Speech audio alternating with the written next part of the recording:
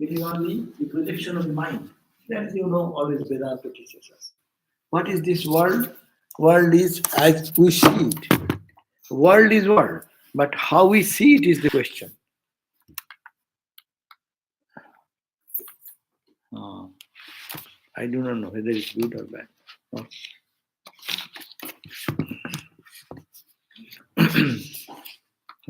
Please come. So, mind creates. That is the important point. Mind creates and hurriedly creates. It makes immediately some explanation of anything, and we become the victim of that resolution. The whole world means our reaction, and our reaction is where? Reaction in the mind. How to get that? I think this is better, but it is falling on my face. There is 0 visitors, but still I am talking. You can tell if people are there. Yeah, we can say still now 0, 0. Sometimes they're watching later. Okay, that's okay. That's my satisfaction.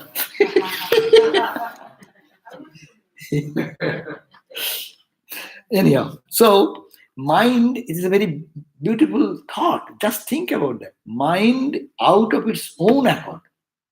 Yata swayam swairam evo ashu sankalpayati nityasa. Nityasa means for all time. Continuously, the mind is creating some concept. It is good. It is bad. Our own mind is creating this confusion, and it is hurriedly creating one thought after another thought and resolution after resolution. And that is called our world. Out of these resolutions, this universe expands. Our universe expands as many mind projects as much, that much. We say, oh, he's a knowledgeable person. Knowledgeable person means what? Mind can think of so many things. Some mind does not like to think this and that, no? Some people may be satisfied with 1 or 2 subjects. Some people are always learning number of subjects. In the universe, how many subjects are there? But they are fond of that. So that mind is expanding and mind is contracting. Mind sometimes says, a very highly spiritual person, what will say? Like Swami Vivekananda. He said that, oh, I have done enough. I have learned, now I want to get something, a pill by which I can forget every knowledge. Only one knowledge I want to keep, knowledge of Brahman. So, and that, but in the world, in the sense of world, that is the manifestation of your expanded universe. Sometimes you say, oh, he does not understand anything. Means his mind is not open to so many subjects, or he has not cultivated those thoughts deeply. So, here is very important. This is ancient psychology, so they have dealt with it so profoundly. They say it is this universe expands and manifests when? In the awakened state, when our mind is most active, like the magical beauty show. In the magic, some beauty show, they create so many things. It expands. So, mind, that's why mind is called Maya. The real explanation is mind is Maya. What to find mind? Just find your mind. Mind, this moment it says this, another moment it says just the opposite. Now it is happy, now it is unhappy, like a baby. Now crying, now smiling. A crazy guy. So it says that therefore the world is merely an imagination of the mind. Conclusion is that whatever is your expansion or contraction, what is happening, so long your mind is expanding, you have the concept of the expanding universe. When mind is sunk into one thought, you think of that, or that is the reality. No, everyone's world is different. Microbiologists see the whole world with micro bacteria. No, do you think like that whole day? No, you have your own world. You are interested in one subject. You see that world mostly. So That means mind, mind, mind. So mind expands, and this waking state, it is only explanation of the mind. Thing is God. That's why he say, we see God. That is only one truth. Brahman is only there. But I am experiencing this world not because of Brahman or anybody. I am experiencing because of my mind as it explains to me. Mind gives an explanation. And we take what my mind explains to me. What your mind accepts, you explain the world in that light. That's why we differ. We differ in the manifestation of the mind. But if the mind is merged into God, then you and me are all same. The saints of the world are same. Ramakrishna said, all the jackals howl the same way. That means the sages experience the truth, they say the same way. But when they're different from the different level, coming down to the other level in the mental level, their expression is different. Therefore, it is said, this beautiful verse which has been quoted in many places. This is very oft quoted verse. Mana eva, mind itself, is manushyanam, for the human being, karanam is the cause of bandha and moksha, of bondage and freedom. This mind can give us freedom, and this mind binds us down into me, mine, and my world, worldliness. Worldliness, that's also mind can create. Hatred, mind creates. Love, mind creates. All these things are created in the mind. Even the worst enemy is looked upon by a holy person that he is a representative of God. No. And impure mind, it will see just the opposite. Everything is vicious, everything is polluted, everything is negative. So mind, one's own mind alone is the cause of bondage and of liberation also. The mind attaches to the sense objects. Bandhayo vishaya asaktam. Very beautiful definition. What is called bandhan? Bandhan is when the mind, the same mind, become attached to vishaya. Vishaya means the senses, sense objects, the objects. This object, that object. When mind gets tied into that, it is not wrong that you eat food. It is not wrong that you stay in a home. It is not wrong that you have money. It is not wrong that you have your car. But whenever comes the question, Vishaya, and you ashakta, very important word, Vishaya asaktam, ashakti. The whole Gita talks about ashakti, attachment, attachment, attachment. Attachment is the cause of bondage. Object is not the cause of bondage. You eat any food, but you eat, that's okay, you enjoy. When you eat, good. And don't get attached. Don't say, oh, tomorrow also I want this. Hey, there is coming attachment. And tomorrow's attachment will say, hey, I want it third day. Then attachment goes, oh, I don't eat, I cannot eat other food. This is my food. No. If it's a health reason, that's a different thing. But my point is that attachment is the cause of suffering, not the object itself. When the mind gets attached to any object, that is bandhayo, that leads to bondage. Don't get attached. Have it, have everything. But only whatever that comes, God has said, enjoy. Hands up. That's your freedom. But we carry on, and get hold on to that same thing. But nothing can be held on ultimately. All will go away from the grips of our grips, no? This changing world, no? So, bandhayo vishaya shaktam. And what is called muktai? Muktai nirvishayam smritam. When it is nirvishaya, there is no vishaya. The only vishaya, Brahman. And you love everything with Brahman. Boom, you are free. Because you are not focusing on the vishaya, on the sense objects as an independent entity. Your focus is on entity which is the ground of the apparent universe what mind projects. But if our love, our affection, our attachment goes to the name and form, then that is called bondage. But when it penetrates that name and form and goes to the ground of it, that's it, freedom. See God everywhere. That's the point, no? All the spiritual seekers have done that, and that is the lesson. The mind is the cause of liberation when it is not attached to the sensual objects.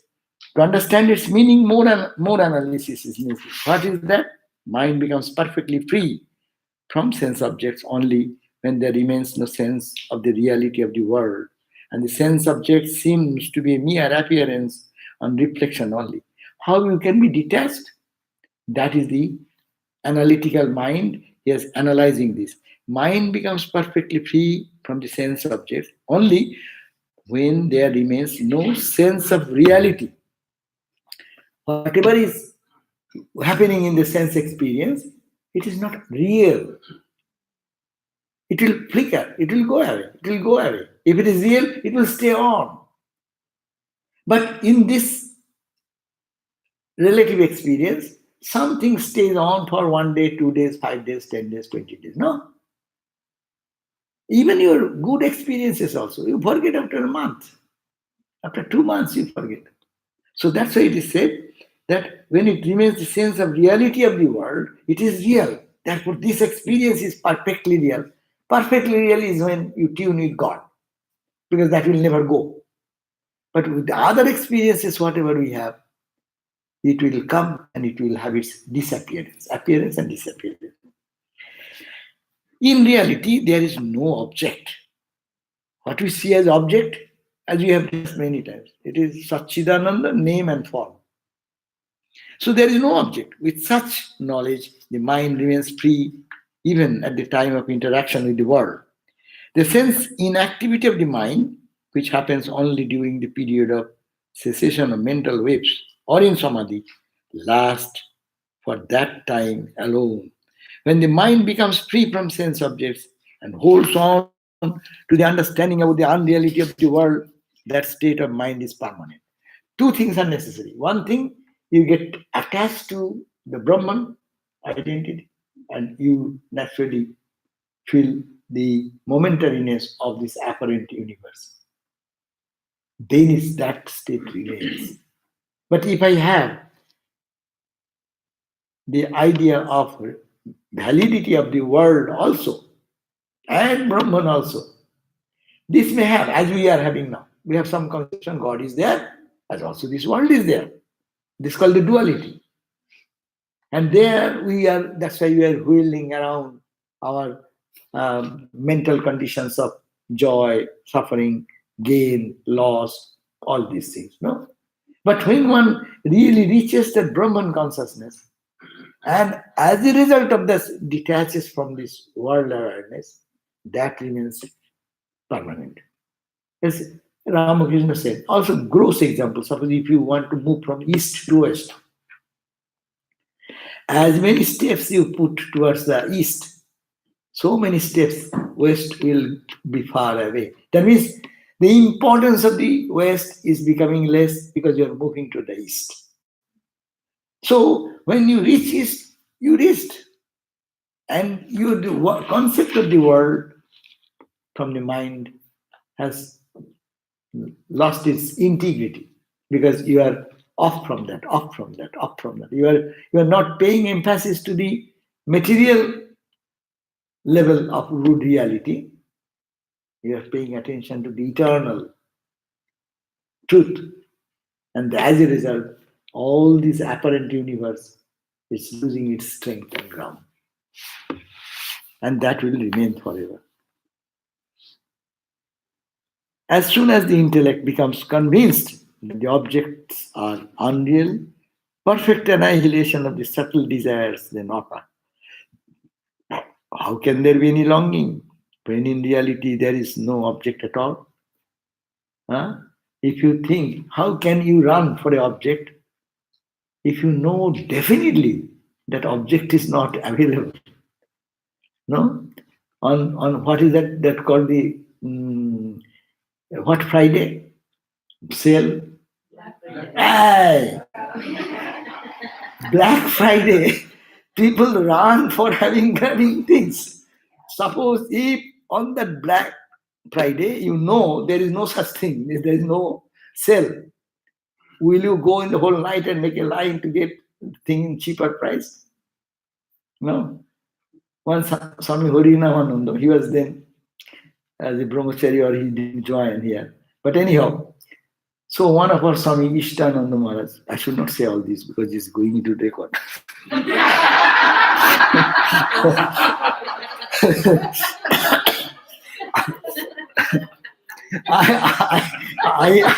I needed one computer, which is in my office.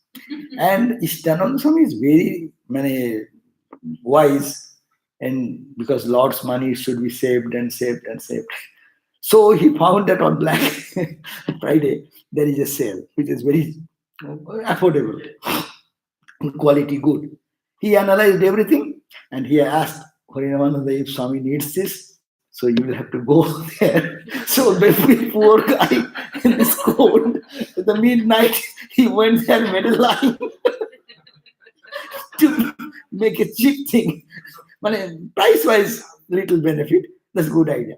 But suppose if we know there is no such shop at all, will you make that trouble to go in the midnight in the cold season with a lining with so many people waiting to get the computer? Similarly, this is the point. If we know that there is not ultimately really real, permanent entity, then who is a fool who will be running after that? We run so long we do not know that that is not permanent. If I understand that it is not permanent, our effort will be losing the interest less and less and less. And again, those outlets are there, big outlets. Those are not in the city, a little bit suburb or something like that. And there, all year you get the good quality, much lesser price. So if you know that also, anytime you go, you will get the same price. You will not also run for it. Well, that's true. If you if you can get any time those things available. Yes. And that story is a lesson in devotion because Swami Ariyananda, No, that's the other side. he was very devoted and he would be willing to do that. Yeah. And also Harinavananda is so devoted that he took the trouble. And he came back and told me, this is the way, Maharaj, we have to get it all right.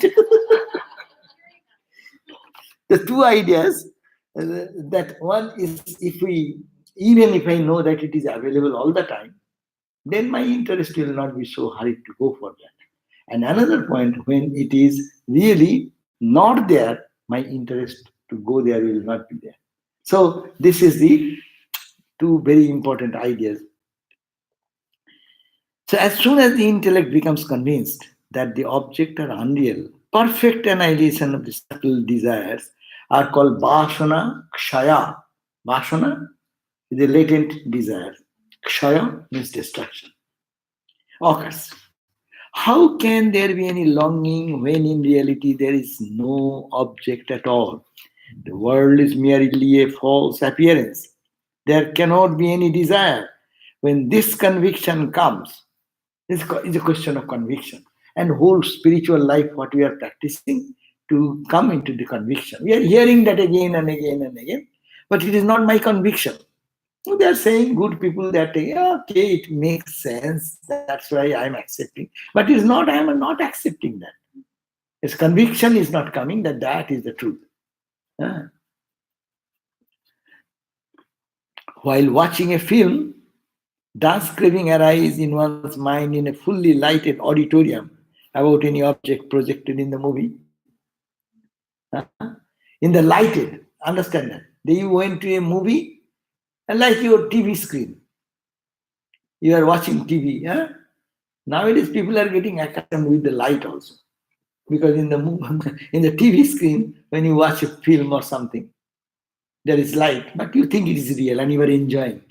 But you don't get that much emotion when you go to a movie hall. Movie hall is all dark. So you can easily focus yourself on the screen and you can identify more intimately with the actors or actresses or what is going on there. Huh?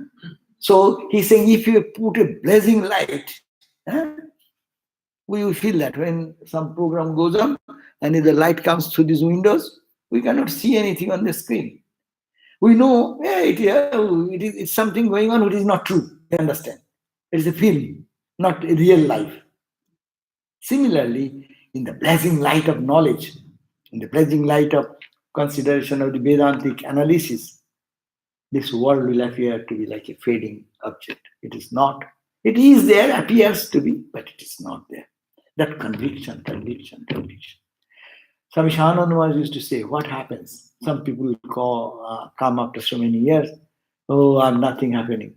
He says, yes, you have happened something. Your conviction.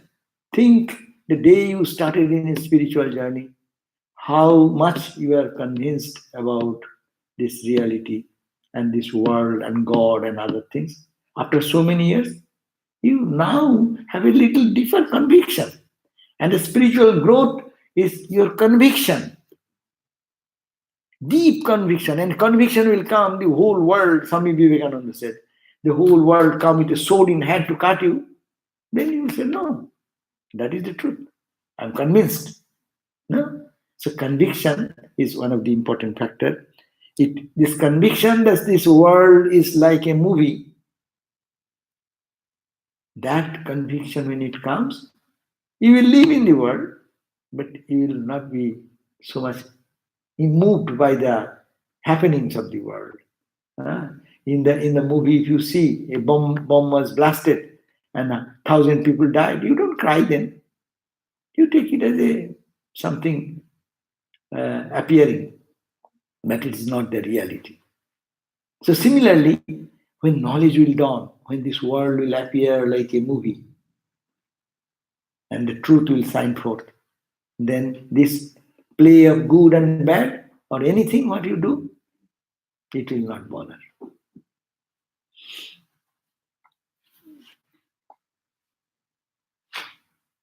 While watching a film, does craving arise that one's mind is fully lighted auditorium about any object projected in the movie? It does not. Likewise, a person of wisdom experiences this world movie as full of bliss, like that of a spectator watching a movie. This world is full of misery only for the ignorant. But it is full of misery for the ignorant because he has the misunderstanding that the world is real. That's why it is called, this world is full of misery for the ignorant. It is made full of bliss for the realized soul. For the ignorant, as much ignorant, that much suffering. And those who are moving in the path of spirituality, they are becoming free and free because this is a world movie.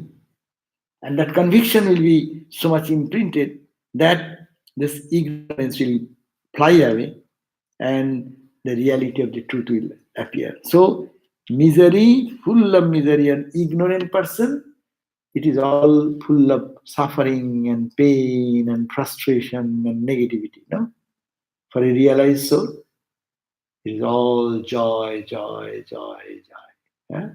Rabindranath Tagore sang that song. That is all Ananda, Ananda, Ananda Dhara Bahiche Bhuvane. In this whole universe, there is always a breeze blowing, and that breeze of joy and bliss. Upanishad saying, Anandati evo khulu imani bhutani jayante, Anandena jatani sangvishanti iti. Ananda. Ananda, it is only Ananda. The whole world is permeated by Ananda. And from Ananda we all come. We dance in Ananda. And we dissolve in Ananda. What a beautiful play, no? Madhuvataritarate madhuksharanti sindhava. To an ignorant man, it's all suffering, all pain, all misery. To the enlightened man, it's all Ananda, Ananda. Ananda in the breeze when it touches your skin. Ananda, the sun's rays of light when touches your skin, no? In the space, in the sky, in the ground, in the waters, in the trees, in the plants. It's Ananda, Ananda. The rishis are saying every day. We chant that verse very much. Everything is permitted with Ananda. Madhuvata haritayate. Madhuk sharanti shindave. Madhvirna santoshadi. Madhunaktam utoshosi. Day is Madhu. Night is Madhu. Madhu means honey. Madhu is sweet. To give an expression, see what is the difference between anything but honey. When you say honey, see, tongue is getting wet. Because it is sweetness. It is sweetness. So it is all sweet, sweet, sweet, sweet, sweet honey. And how we forgot that truth and we only pay attention to the limited something. And then we, that's the ignorance. And there we find the opposite things coming. So mind. Teach the mind. It's all Ananda. Teach the mind that is you ignorant, you look at that, but that is not the truth. Truth is not that. So train your mind. Mind is a tool which takes us to wonder. This is the verse we are reading. Mind is that which takes us to world and worldliness. Cause of bondage and suffering and ignorance and cry and weep and horrible thing. And the same mind trained this way. That it is all sweetness. It is all joy. It is all bliss. Nothing else. What you see, you are seeing a world movie produced by, producer is God, Ishvara, with his magic stick, 3 gunas. And he has created so many planes of reality. But it is all made of 3 sticks. Our one Swami used to say that the magicians, they use some sticks. We have seen in our childhood when the magician used to come, they could make us attentive to some other false thing. So the 3 sticks, with the 3 sticks, Sattva, Rajas and Tamas, with these 3 sticks, he makes so many things come and they say. And they touch it and then what you want, he brings out a mango out of nothing. You want, whatever you say, he will bring out that thing. So it is a trick, we know. That is magic. But magician is, Ramakrishna used to say, the magic is his trick. This world is his trick. But magician is the truth. Is Ramakrishna's example or unparalleled? The magician is befooling us. The same God is befooling us. How? By his magic trick. And in our case, it is the mind. Sri Ramakrishna said that what can we do? God has told this mind, with his blinking of the eye, hey, do like that. What you will do? Your mind tells you to do, you run for that. That's why go and surrender. Oh, magician, enough play. Show yourself. Think that it is all play of the divine. Like that. This can only release us. False perception, 15th verse, which is the root cause of all miseries that is described. False perception. Our life is always based on false perception. Even in real life, when you know the real story, most of the conflicts will be gone. No. Wherever we are differing with anyone, your way of perception and another person's way of perception. Is this way of perception is taken out and the truth is that, then you will think that there is no question of fight with anyone. The question of difference of opinion. Why opinion difference? My mind sees it, explains it to me, this is this. But your mind is really free. You will never think that way. But I am assuming that you did that way, thought that way. And now comes the conflict comes. No? But by chance, by God's grace, if the mind of both the person is tuned in the same note, then what will happen? All people say, oh, it is my misunderstanding. Sorry. No? Yeah. So how to tune ourselves in one divine consciousness, that is the point. So perception, which is the root cause of misery, that means what we perceive, that is the problem. Truth, the object is one, but how we perceive. He's giving an example. Yatha valasya betalo, yatha valasya betalo, mrittu parjanta dukkhadaha, mrittu parjanta dukkhadaha, asadeva sadakaram, asadeva sadakaram, tatha mudham mater jagat, tatha mudham mater jagat. Yatha balasya, as like a child, what happens? Betala, the ghost, the fear of ghost. Mrityu purjanta dukkhada. It creates fear in the mind. Oh, there is a ghost, there is a ghost. The child has been, mother sometimes do things to make the, nowadays many tools have come. In early days, people live in the village, simple village, and the child is little naughty and goes here and there. Mom will say, hey, don't go that side, there is a ghost. And the child believed. And that remains in the mind. There is no ghost actually, but mind accepted. Oh, there is a ghost. And that ghost haunts him all through the life. So our ghost is that our misconception about the world, that ghost has entered into it. And there is a ghost, imaginary ghost. There is no such thing. But it has become so real for us that we cannot get out of it. So, as the ghost imagined by a boy causes suffering to him till death because it is deeply ingrained, he cannot get out of that fear. Sometimes in child's mind, something goes deep, it remains all through the life's experience. So, in the similar manner, the world which is born out of false beliefs as real to the ignorant and causes lifelong suffering to him. That's why Swami Vivekananda said, always teach positive thoughts in the mind of the children. He said that Madalasa, he used to talk about Madalasa. Madalasa was a queen, and all the children, they were born one by one. Father was getting, king was getting upset. As soon as the baby born, and mother teaches him that Tattvamasi, thou art that, thou art that, thou art that. And as the child grows, and the prince, as it growing, father thinking he will be the king. And as a child, mother has taught Tattvamasi, Tattvamasi, thou art that, thou art not this, thou art that. And it is engraved in the mind in such a way that boy, when he grew up, he became a monk. Okay, the second child came, and that also she taught like that. And third child also. So the king got really mad. Who will look after all these things? But Swamiji said that's why we should teach everyone. Tattvatavasi, you are divine.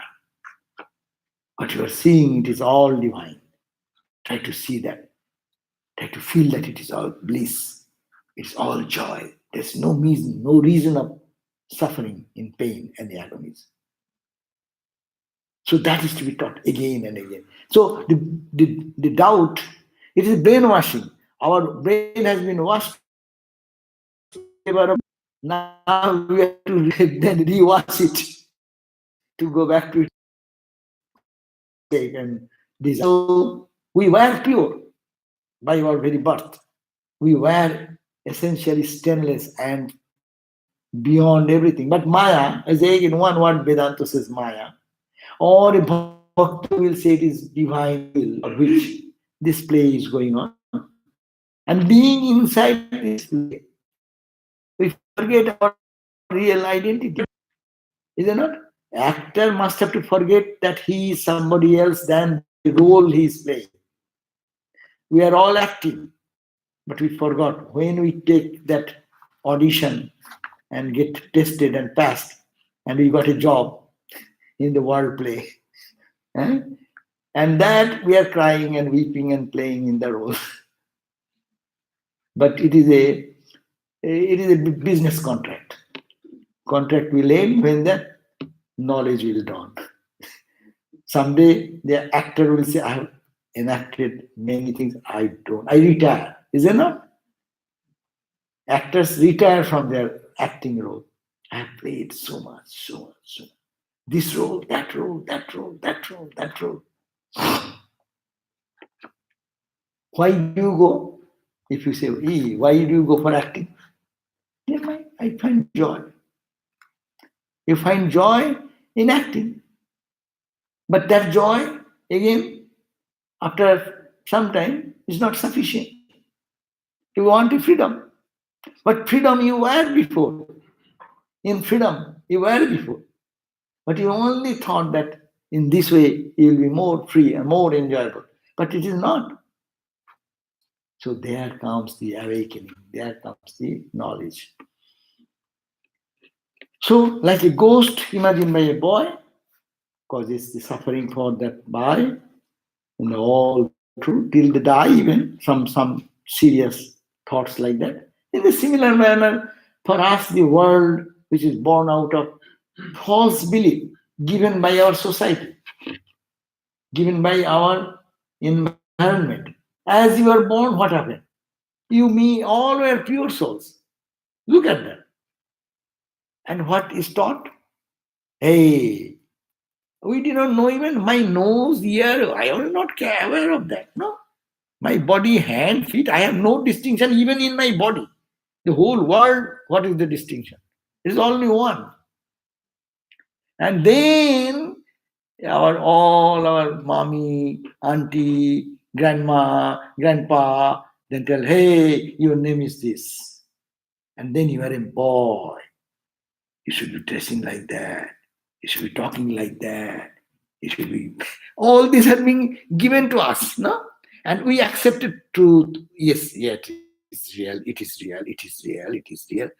And as we grow, we have our past momentum of thought, and this added thought make a jumbling, and then I am here. Who am I here?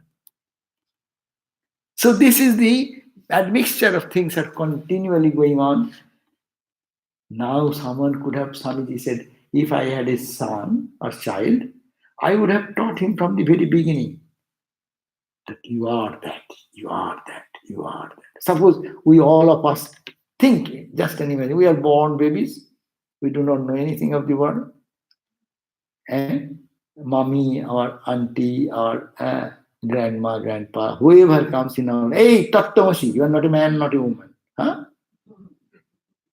You are not to dress this way or that, this, that way. You are pure, you are stainless, you are. Huh? Then what would have happened? That is the brainwashing. But we get it. We get it much later when we get not disgusted with the life situation. Then we call guru, we call teacher, we call scripture, they come. They tell us, hey, you are not this. I'm not the body, not the mind, not this. You are Atman. You are not this. You are the child of God. See? All other direction news is coming to me. And then if one can absorb them more and more, then what happens? The same person feels less involved into the world, and he will be there, but not attached just to read the other verse. He or she will not be attached to it because he is getting a new information. And that's I am that, I am that, I am that. Oh, I am child of God. So, and that is a greater joy, a greater expansion of our understanding. So that gives liberty and freedom. So one and the opposite. So it is a counter habit is to be created. That's why it's very much important. We call repeat the name of the Lord day and night. What will happen? That will create such an important impact in the life that it will be so profound that that idea will be strong and stronger. And you're convinced in that, then your experience will come. The whole world cannot move you from your own conviction. And that conviction is, Ramakrishna said, God is there. I see. I talk to him as I am talking with you. See, with that conviction. Gopal's ma, this illiterate lady, and Vivekananda is a such sharp young man. He does not believe in all this vision experience, this, that, a mental hallucination. And one day, Ramakrishna was just sitting in Dakshineshwar, and that old lady, Gopal's ma means Gopal was a baby. This Gopal means the Krishna, baby Krishna, was his baby. Or he was her baby. And so when she came, Gopala, and Ramakrishna told, oh Gopal's ma, why don't you talk about your experiences now? Naren is here. And that lady, very simple, she started talking. Gopala, the other day, I am a poor Brahmin lady, no? I have no much food to give, feed, or anything. So I was lying in a very rustic piece of plank wood made of, it's called a cot. And a little thin mattress. And I was putting baby in with me. And baby cried, Ma, I cannot sleep like that. It is hurting me. Then what can I do? I started crying. And I said, oh my child, what shall I do? I am your poor mommy. I have no money to purchase anything. And then what he did? I said, okay, I consoled him that no, I'll go tomorrow to neighboring some friend's house to bring one pillow, a little soft bed for you. And she cried, and Gopalama started weeping, and the whole atmosphere changed. I said, I'm a poor lady, what can I do? With a puffed rice or something like that. Flattened rice with little husk. What shall I do? I started crying with him. And then Ramakrishna said, hey, what do you talk about these things? To Noyer, to give him conviction that these are all not hallucinations. What how can I say it is all derangement of brain? She's talking with so honesty. How can he went to college and can speak very fine words? Very simple, ordinary lady with her own expression and crying and weeping with the suffering of baby Krishna. So will you say baby Krishna is a myth? Our nuns also say there is a baby Krishna here. Baby Krishna, when they talk to me, I said, hey, take care. Because baby Krishna's hand is you can come and see. One hand is up, give me honey, butter. And then two legs and one hand. Naturally, one hand is up. Any inadvertent when it rolls down. Some of our nuns said that this baby Krishna is very naughty. Now and then every day will fall down. How can you stop it? See, it's a very important statement to her. She's not saying, hey, this statue is this baby Krishna's, you should have to change because it's always falling down. She told me this language. This naughty, he always draws attention. And that's why he always falls down. That means they're taking the flower off or doing something. Actually, because of that, it falls down. But they're putting the blame on Krishna itself. but see, I like this. That's feeling that it's baby Krishna. And that baby Krishna is such naughty that it always falls down to draw our attention. So that is the conviction. Then it does not become any more statue. It becomes an entity. So that conviction is spiritual life. We meditate every day. Is it Thakur is here, Holy Mother is here, etc., etc. It is an imagination. It's just an imagination. Now, if you can really do intensely and feel one day some presence, This much conviction has come. Someone say, hey, these are all imagination, false imagination. Why are you spending your day and night like that? He said, no, no, no, no, no. There is something I experienced one day. Like that. So similarly, this conviction should grow and grow. That is the reality. And my explanation about this world is only superficial.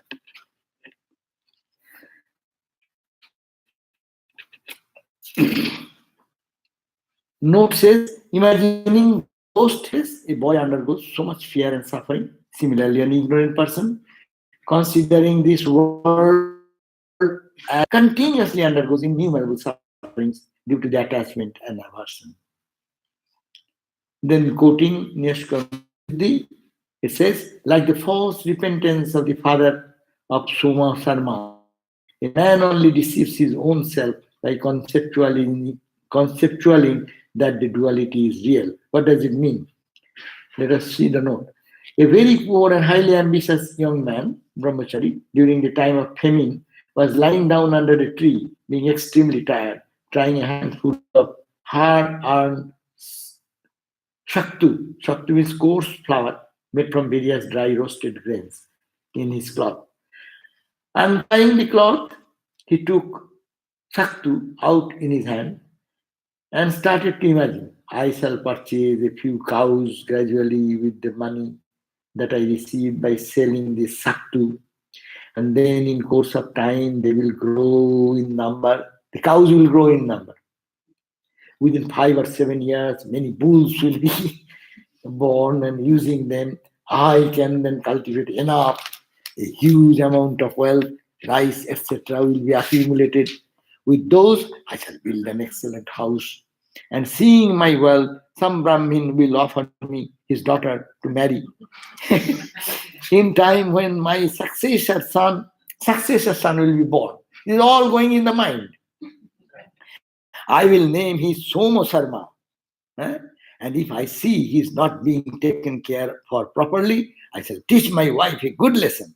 Deciding such, as soon as he raised his hand to hit his imaginary wife, at that the very moment the shaktu fell on the ground due to the movement of his hands and was wasted, being scattered all around in the speed of the wind.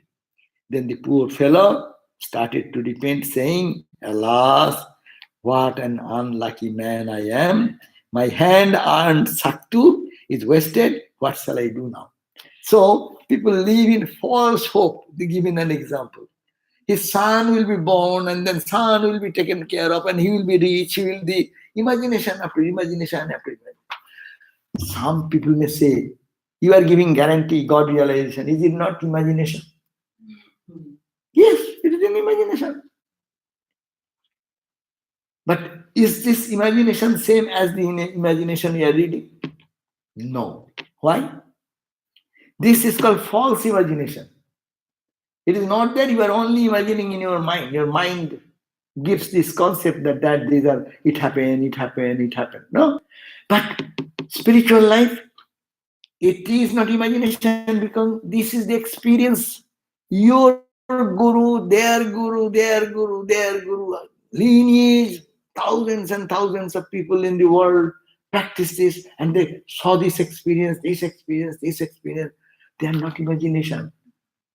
Imagination in the sense, imagination, because it is your mind is showing that, but mind is showing purer and purer and purer and purer realm of the truth.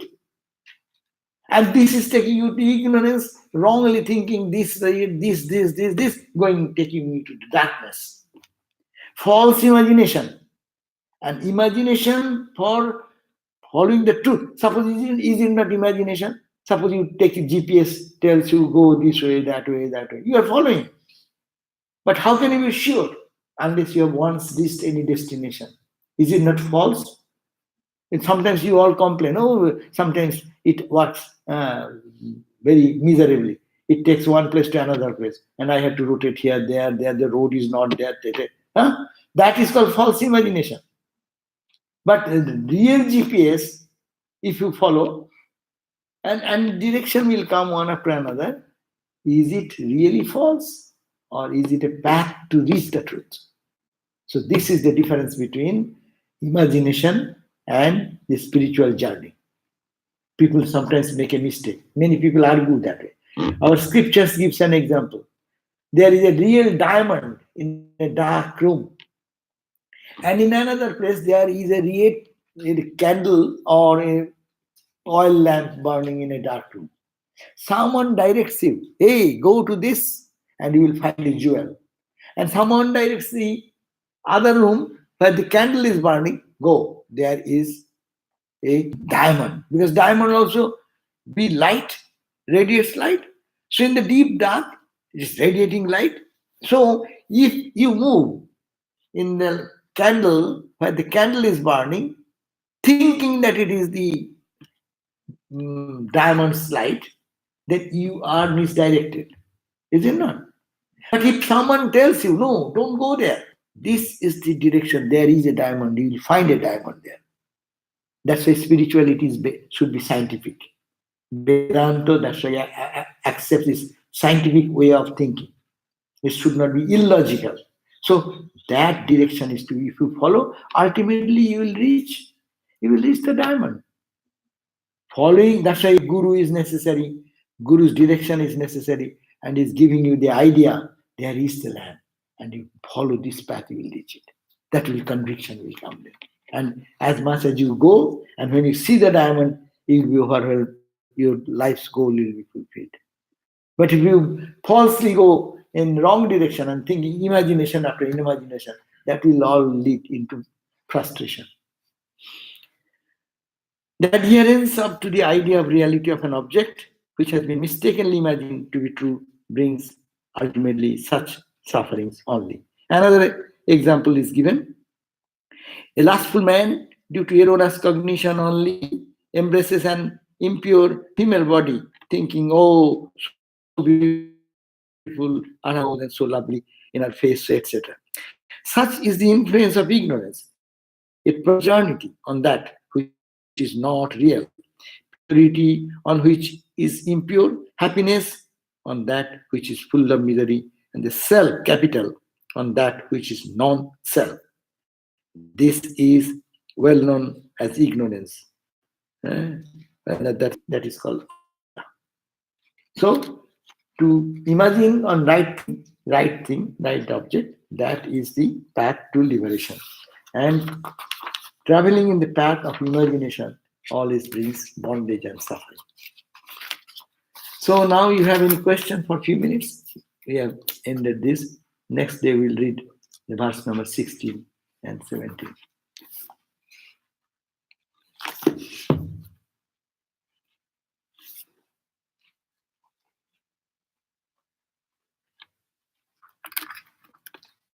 When we talk about false perception, this is what we call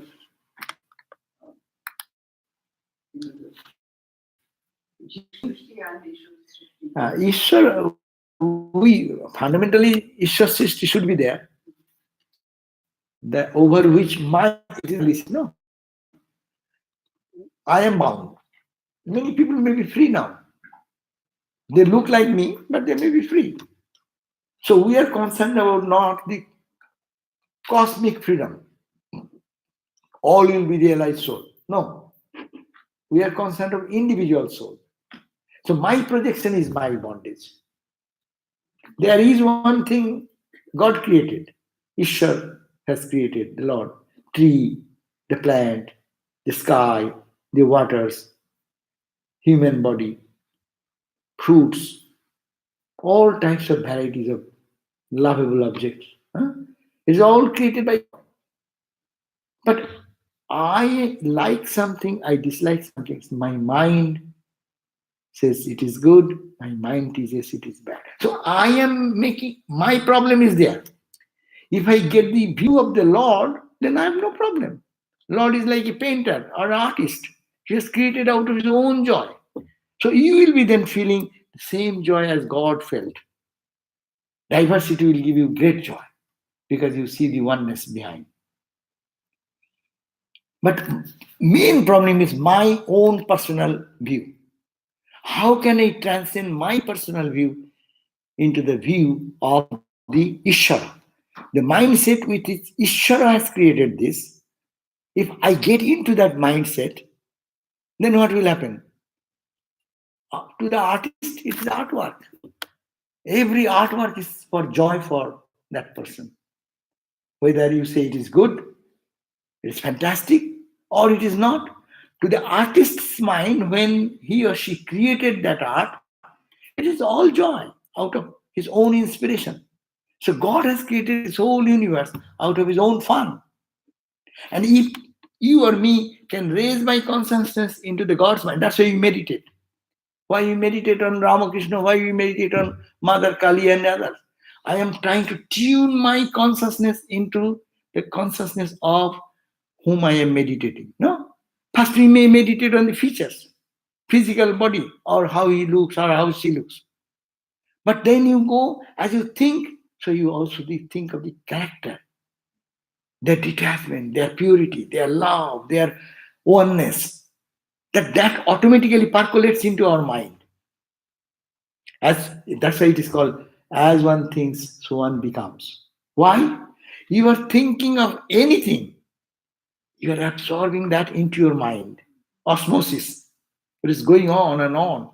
So if we think of Ramakrishna, in whom there is nothing but divine love, in whom there is nothing but grace, compassion, holiness, purity, you know or you do not know, unconsciously, your Jiva consciousness is turning into the Ishvara consciousness.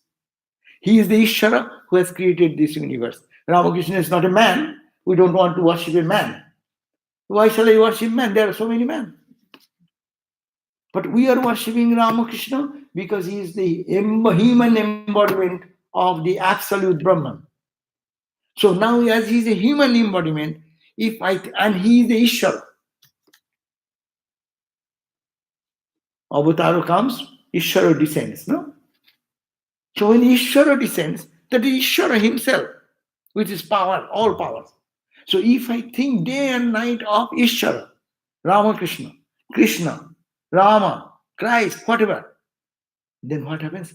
My mind gets saturated with the consciousness in which the mind of Ramakrishna worked. And as it percolates into our mind, its impact goes on and on and on, then your whole heart will be filled with Ramakrishna. And then your eyes will see the Ramakrishna used to see. Your ears will hear the same way as Ramakrishna used to hear. All experiences will be in his plane. That's why all jivas become like Shiva. The importance of meditation, importance of Ishtachinta, importance of mantra comes over here. When you're repeating the mantra is tuning to your form is taking to the ideas, and ideas is percolating in your mind. That time you are freeing your mind from other thoughts, it is getting percolated into this way, and then saturated and saturated and saturated. And when actually perfectly saturated, you will be like that. So what a great help for us to return to our own home, given by the sages with so much love. That's why nothing to be fearful about. But we should try to raise our consciousness in the way Ramakrishna used to look. Ramakrishna used to see. Everywhere the same love, same consciousness. As I said, Upanishads used to see. It is all sweetness. It is all sweetness. Why do you think it is otherwise? Because your mind is not tuned to that level. You live in this level, you find like that. And as you know, I am seeing the world standing on the ground of Hollywood. I look so many things different. You go 1,000 feet high, take a helicopter. See how they see? They see bigger panorama. Go high, 2,000, 5,000, 10,000. Go. Then what will you see? You will see something. But the perception is changing. So our life journey is to raise ourselves into that consciousness. Om Shanti Shanti Shanti. Harihi Om Tat Sat. Shri Ram Krishna Panamastu. So tomorrow will be our gospel, and